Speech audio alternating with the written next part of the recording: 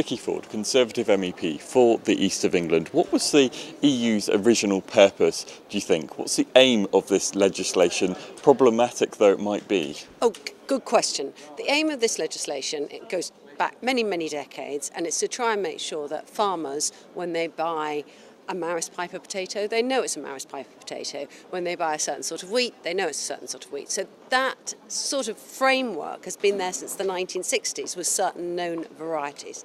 The problem is they've tried to simplify the language and actually ended up making it much more complicated, and the language here would just grab every home gardener into this very complicated licensing procedure, which is completely unnecessary.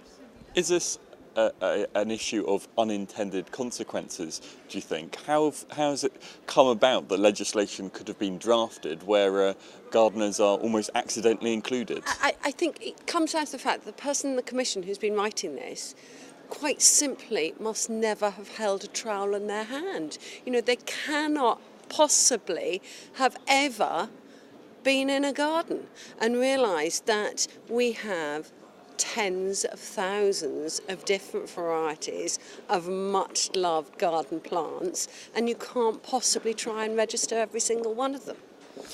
So just explain then, what is the problem then? What problem you envisage this could have if it was to go through unchanged on gardeners locally? Well, gardeners and those who keep varieties of plants have pointed out that this would need every single variety, and we have 52,000 different varieties of plants on the Royal Horticultural website. Every single type of lavender would need to be individually registered on an EU register or on a national register. Very, very expensive, and basically you just wouldn't sell those varieties. So it's really badly drafted. It needs to all go on the compost heap and completely restart. Now, I think that this morning we are going to get a majority from across the Parliament to just say, chuck the whole thing out. You know, shred it, compost it, gone. That's the First Amendment I'm signing. If we can't get that to happen, then we need carve-outs for gardeners. We need carve-outs for the charities, for the brownies on their, when they do their plant sale. We need that carved out. We need to remove the need to register individual varieties for ornamental plants. Fine, keep it for those food crops, as it's been since the 60s. Keep it for that. But the rest of it, you do not need every single garden plant individually listed on some super European register.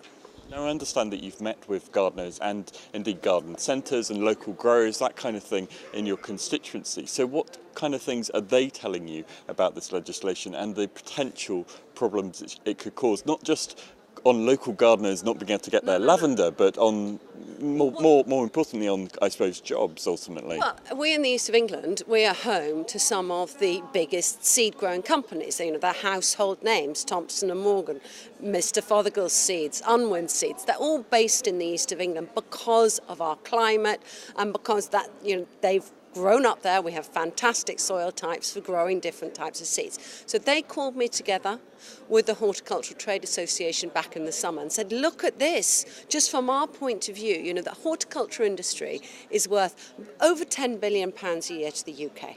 And these are lots of these companies are exporting as well. And they just said, if we need to tell everybody what's the variety in every seed packet, every flower mix packet, when you get those mixes of different garden herbs, that cress, you buy a packet of cress seeds, it's got lots of different varieties in it. You've never had to genetically try and work out every single cress seed. This is ludicrous, okay? So it's got to be changed. That's why since the summer I said, chuck it on the compost heap or completely change it. I hope we will get rid of the whole proposal through this amendment, but if not, then we are redrafting it.